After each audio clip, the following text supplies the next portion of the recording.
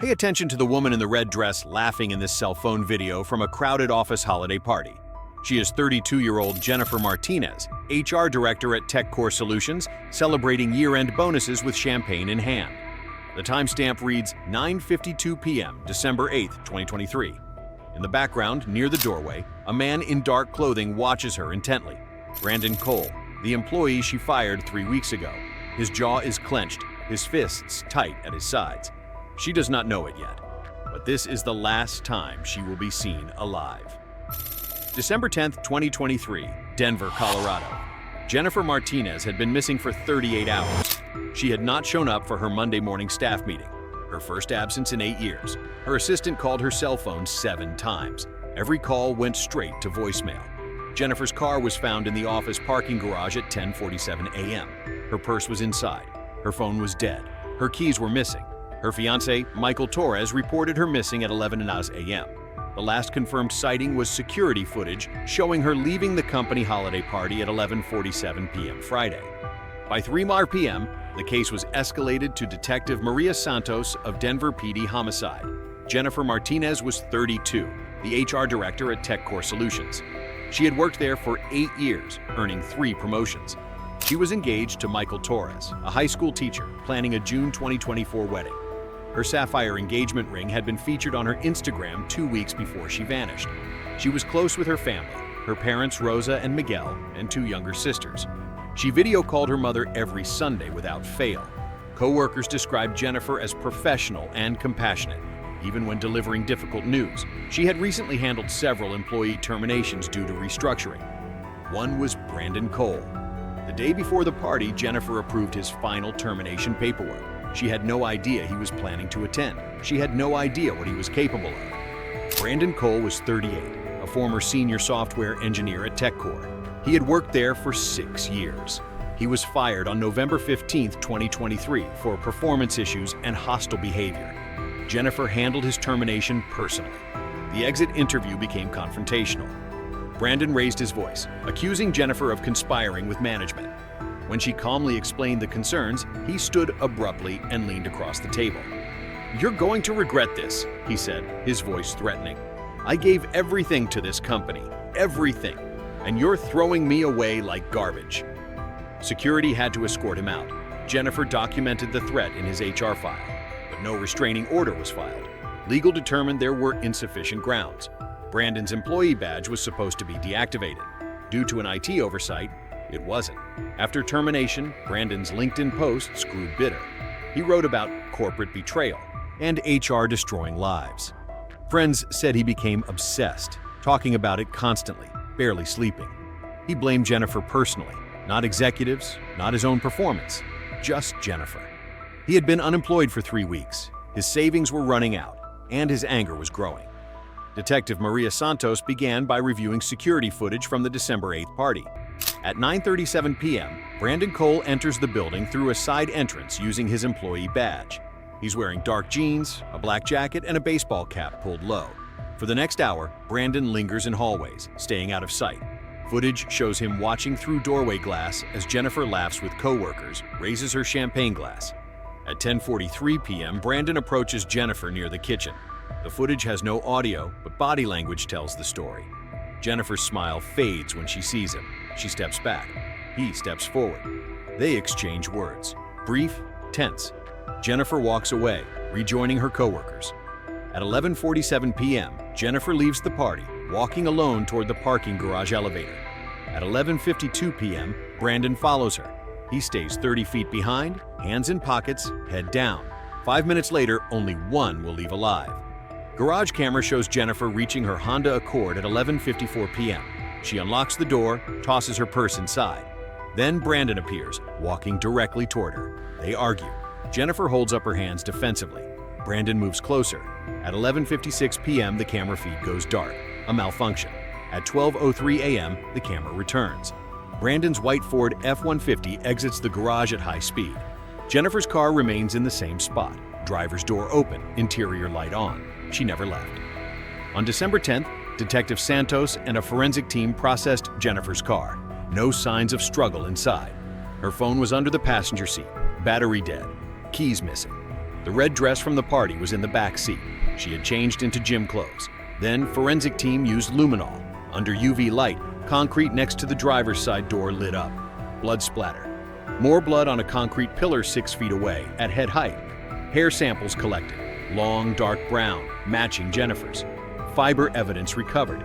Black synthetic fibers, consistent with rope. Security footage captured Brandon's license plate, Colorado DMK 8821. Traffic cameras tracked his truck leaving downtown at 12:09 a.m., heading west on I-70 toward the mountains. He was running, and if he was running, Jennifer wasn't just missing, she was dead. The question was, where had he taken her? Detective Santos obtained a warrant for Brandon's apartment. At 4:30 p.m. on December 10th, she entered. Brandon's roommate confirmed he hadn't come home Friday night. He returned Saturday morning around 4:00 a.m. acting strangely. He showered immediately, put his clothes in a trash bag, and left within 20 minutes. Traffic cameras confirmed Brandon's truck heading toward Rocky Mountain National Park. A BOLO was issued. Background check showed a restraining order filed against him in 2019 by ex-girlfriend Michelle Ramos. Detective Santos contacted Michelle. What she said was chilling. When things didn't go his way, Brandon couldn't let it go. He showed up at my work, my gym, my parents' house. He sent me 50 texts a day. He said if he couldn't have me, he'd make sure I regretted leaving him. He's dangerous when he feels rejected. On December 11th, Detective Santos obtained warrants for Brandon's phone records and financial transactions. GPS data painted a damning timeline. 11:54 p.m., December 8th, phone at TechCore Garage, 12:09 a.m., traveling west on I-70, 1:47 a.m., at St. Mary's Lake Trailhead, 78 miles west of Denver, 1:47 a.m. to 4:23 a.m., stationary for 2 hours, 36 minutes, 4:38 a.m., traveling back toward Denver, 5:52 a.m., at Brandon's apartment, credit card records, December 7th, Home Depot purchase, $187.43, rope, blue tarp, folding shovel, duct tape, work gloves. December 8th, gas station, full tank. December 9th, gas station near his apartment. Brandon had purchased burial supplies the day before the party. This wasn't passion.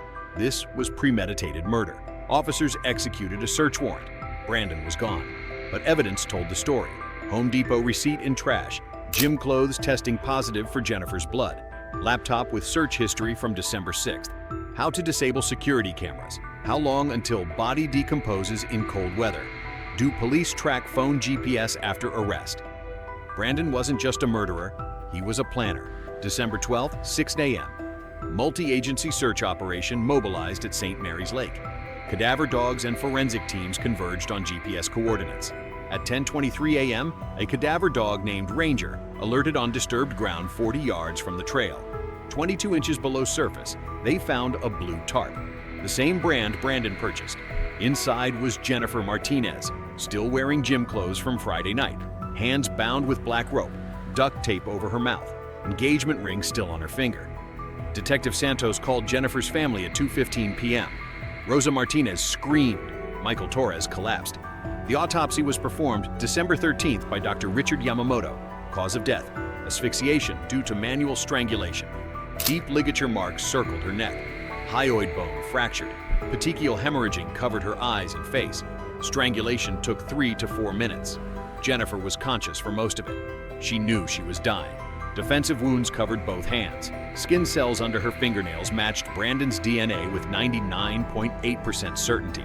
Blunt force trauma to back of head. Struck against concrete pillar. Time of death, approximately 11:55 p.m. to 12:15 a.m. December 8th. Killed in garage, then transported to mountains. Toxicology, blood alcohol 0.03%, 1 drink. She was alert, aware, and terrified. On December 12th, arrest warrant issued for Brandon Cole for first-degree murder. His truck found abandoned in Boulder on December 13th. Security footage showed Brandon purchasing a Greyhound ticket to Phoenix under fake name David Miller. FBI alerted. Interstate flight charges added. December 15th, FBI received anonymous tip. Man matching Brandon's description at budget motel in Flagstaff, Arizona. FBI agents surrounded the Cactus Inn motel at 6:30 p.m. When agents knocked, Brandon attempted to flee through bathroom window but was apprehended. In his room, fake driver's license with name David Miller, $4,200 cash, hair dye, he'd attempted to bleach his hair blonde, and bus ticket to San Diego. Laptop contained searches dated December 6th. How long until missing person becomes murder investigation? States that don't extradite to Colorado. Can police track phone GPS without warrant? Brandon had been planning Jennifer's murder for at least 2 days before the party. He was extradited to Denver on December 16th. Brandon Cole was interrogated by Detective Santos on December 17th. He waived his right to remain silent. Brandon, tell me what happened on December 8th. I went to the party, I left, I went home. Did you see Jennifer? Yeah, I talked to her. She told me to leave, so I did. Detective Santos slid security footage across the table. Brandon following Jennifer into the garage. Brandon stared, silent. We have your GPS data. You were at St. Mary's Lake for over 2 hours. We found Jennifer's body there. We have her DNA under your fingernails, your DNA under hers. We have the rope and tarp you bought. We have your search history. We have her blood in your apartment. We have everything. Why did you kill her? Brandon was quiet for 7 minutes. Then he spoke, barely above a whisper. She destroyed my life. I worked there 6 years, and she fired me like I was nothing. So you killed her? I didn't plan it. I went to talk to her, to make her understand. But she wouldn't listen. She told me I needed to leave or she'd call security. You followed her to the garage. I just wanted her to listen. She was getting in her car. I grabbed her arm. She screamed. I panicked. I put my hand over her mouth. She fought back, scratched my face. We fell backward. She hit her head on the concrete pillar. And then she was dazed, bleeding, but still conscious, trying to get away. I thought, if I let her go, she'll call police. She'll ruin what's left of my life. So I put my hands around her throat. I squeezed. She kept trying to pull my hands off. I just squeezed until she stopped moving. How long? I don't know. A few minutes. It felt like forever. What did you do after? I panicked. I had rope and tarp in my truck. I wrapped her up, put her in the truck bed, drove to the mountains. I buried her and came home. Do you regret it? Brandon looked up, eyes empty. I regret getting caught. The state of Colorado versus Brandon Michael Cole began June 3, 2024. Judge Patricia Brennan presided. Prosecution argued first-degree murder with premeditation. Home Depot purchases, internet searches, planning, all pointed to intent. Defense argued second-degree murder, claiming the killing was unplanned. Building security guard David Chen testified. Brandon's badge was supposed to be deactivated. Someone in IT missed it. If we'd caught that, Jennifer might still be alive. Jennifer's assistant, Rebecca Kim, testified.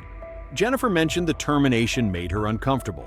She said he took it very personally. Brandon's roommate, Eric Simmons, testified. The day she fired him, Brandon came home furious. He said, "That bitch is going to pay for this." I thought he meant a lawsuit. Dr. Richard Yamamoto testified, strangulation took 3 to 4 minutes. That's sustained, deliberate force with intent to kill. Ms. Martinez was conscious and aware for most of it. Michael Torres testified through tears. We were supposed to get married. Brandon stole everything because he couldn't handle being fired for legitimate reasons. Prosecution played parking garage footage. Jury watched Jennifer walk to her car, watched Brandon follow her. Then they played his confession. The jury heard him admit he strangled Jennifer while she fought for her life. Several jurors were visibly emotional. Jury deliberated 8 hours, 14 minutes. On June 28, 2024, at 2:37 p.m., they returned with verdict. Jennifer's family sat in the front row. Has the jury reached a verdict? We have, Your Honor. On the charge of murder in the first degree, how do you find? We find the defendant, Brandon Michael Cole, guilty. Michael Torres broke down, sobbing. Rosa Martinez held her daughters. On kidnapping? Guilty. Brandon showed no reaction. Sentencing was held July 19, 2024. Rosa Martinez addressed the court through tears. My daughter dedicated her career to helping people, even those she had to fire. She treated Brandon with respect. He repaid her by strangling her to death because his ego couldn't handle consequences of his own failures. He's a coward who destroyed my family because he refused to take responsibility. Michael Torres spoke, voice shaking. I will never marry Jennifer. I will never have our children. Brandon took everything because he was fired for documented performance issues. He murdered an innocent woman because he couldn't accept he wasn't good enough at his job. Judge Brennan delivered sentence. Mr. Cole, You murdered Jennifer Martinez not in self-defense, not in passion, but because you blamed her for consequences of your own poor performance. You planned her death, you purchased supplies, you researched how to hide her body, you strangled her while she begged for her life, then you buried her and fled. For murder in the first degree, I sentence you to life in prison without parole. For kidnapping, 40 years consecutive, you will die in prison, Mr. Cole. And you will die knowing you destroyed your own life just as surely as you destroyed Jennifer's. Brandon Cole was led, out in handcuffs. He never apologized. He never looked at Jennifer's family. He never showed remorse. Outside the courthouse, Rosa and Miguel Martinez stood with their daughters and Michael Torres. They held each other in silence, carrying grief that justice had acknowledged but could never heal. Jennifer Martinez was 32. She had a career she loved, a family that adored her, and a future stolen by a man who couldn't accept responsibility for his own failures. Brandon Cole will spend the rest of his life in a Colorado state prison, exactly where he belongs.